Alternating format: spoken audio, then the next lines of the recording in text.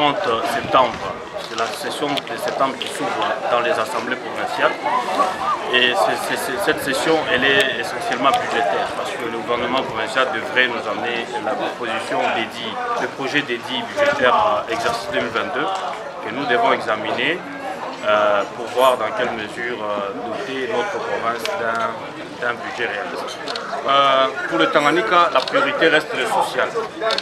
Qui dit social parle de l'eau, l'accès de la population à l'eau potable, l'électricité, les routes de dessert agricoles, l'agriculture.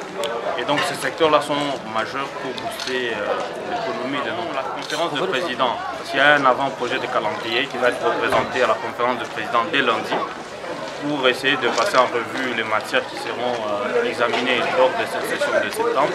Il y a, en dehors du budget, du projet dédié qui nous sera envoyé du gouvernement provincial, il y a les rapports des vacances parlementaires qui seront présentés en caucus des députés au niveau des provinces.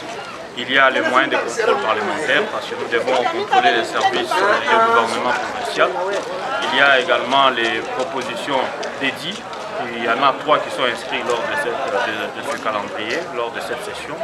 Nous avons voté la session passée 2 projets dédiés. Et donc cette session, il y a 3 propositions dédiées qui ont été présentées. Nous espérons que nous aurons assez de temps pour s'y pencher. Oui, il y a plusieurs matières qui n'ont pas été du tout traitées, notamment le rapport des vacances parlementaires de mars. Il y a également 2 propositions dédiées en rapport avec la sécurisation des terres arables dans la province de Tanganyika.